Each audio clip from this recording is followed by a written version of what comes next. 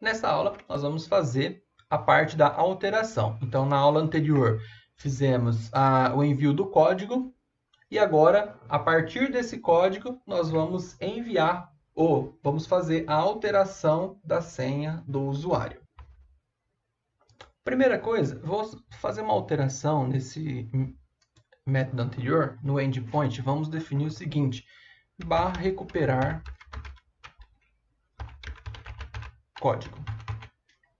Agora sim, dá um Ctrl C, Ctrl V, e esse vai ser o alterar senha.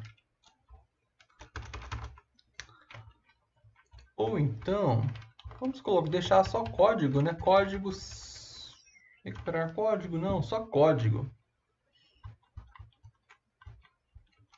E esse daqui, alterar senha. Código recuperação. Código senha. Código senha acho que fica mais adequado. E o próximo, alterar senha. Ou então, para ficar padronizado, a gente coloca o seguinte: senha, código, e esse daqui, senha, alterar. O nome do método vai ser alterar senha. Agora nós vamos receber o e-mail. Vamos receber também o código. Só que nesse caso, vamos fazer o seguinte: vamos receber.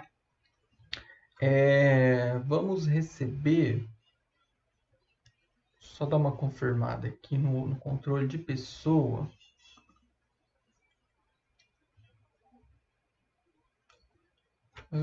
Deixa eu ver pessoas, atributos que eu vou precisar do e-mail.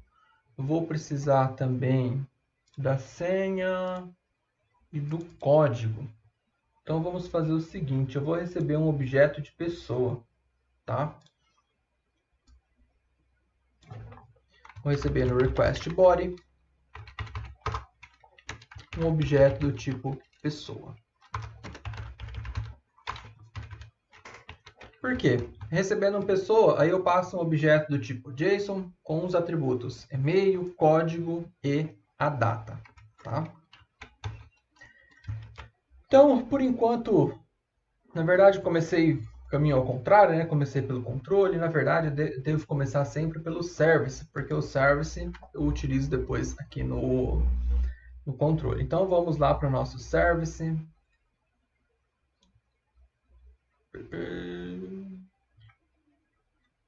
Pessoa, gerenciamento service. E antes de escrever o método service, eu vou precisar de realizar uma consulta no banco utilizando o e-mail e o código de recuperação. Então, primeira coisa, vamos lá no nosso pessoa repositor declarar o nosso método. Então, ele vai retornar uma pessoa e vai ser find by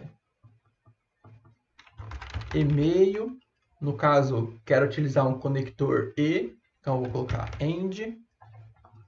Para não ter erro, eu vou abrir minha classe de pessoa, eu vou copiar aqui, ó, código recuperação de senha. End, só vou colocar um C grande, código recuperação de senha. E o que eu vou receber aqui como parâmetro vai ser primeiro o e-mail e depois o código recuperação de senha. Beleza? Então, muito fácil para a gente declarar consultas dessa forma. Lembrando que aqui ele vai fazer uma consulta exata, tá? O código tem que ser exatamente daquele jeito e o e-mail também exatamente daquele jeito. Então, voltando para o nosso service, vamos declarar aqui. Ele vai retornar uma string, o nome vai ser alterar senha. Aqui a gente vai receber também como parâmetro uma pessoa. Então, o primeiro passo, o que nós vamos ter que fazer? Eu tenho que calcular primeiro a diferença do tempo atual para aquele tempo que a pessoa fez a solicitação de recuperação do código. Então, eu vou declarar aqui uma variável do tipo date, que vai ser a diferença. O que essa data vai receber? Posso criar aqui um new date, que vai receber, e por parâmetro eu passo para ela a data atual, pegando o time dela, menos de pessoa.get data envio código, tá? Lembrando que essa data envio código, desculpa. Data de envio do código eu não posso pegar dessa pessoa. Eu tenho que pegar da pessoa que está cadastrada no banco. Então, antes de mais nada, eu tenho que pegar a pessoa que está cadastrada no banco, que corresponde ao e-mail e ao código que está vindo por parâmetro nesse objeto, tá? Então, eu vou declarar aqui uma pessoa banco recebe pessoa repository.find by e-mail código de recuperação. Primeiro parâmetro, então, vai ser pessoa.get e-mail. Então, nesse caso, eu vou pegar da pessoa que eu vou receber por parâmetro, que vai vir lá do front depois. E o segundo, pessoa.get código de recuperação de senha. Agora sim, eu vou utilizar aquele objeto pessoa banco.get data envio código.getTime. Então, eu faço essa subtração, pessoal, e ele me retorna em milissegundos, tá? Então, essa diferença aqui, eu vou ter uma data em milissegundos, utilizando esse getTime. Então, eu consigo depois dividir por 1000, chegar na diferença em segundos, e, consequentemente, eu consigo fazer uma comparação para determinar, tipo, quantos minutos e assim por diante, tá? Então, eu vou fazer a utilização da seguinte regra. Eu vou fazer um if. Então, se essa diferença, .getTime, então, lembrando que ele me devolve aqui em milissegundos, eu vou dividir isso daqui por 1000, então agora eu vou ter em segundos. Vamos verificar aqui, calculadora, 60 vezes 15. Então, 15 minutos daria 900 segundos. Então, se isso daqui for menor do que 900, então significa que o usuário tentou fazer a alteração dele dentro de 15 minutos após a solicitação do código. Então, se ele fizer a tentativa de alteração de senha depois de 15 minutos, consequentemente, eu não vou deixar ele mais alterar. Então, eu vou retornar aqui else return.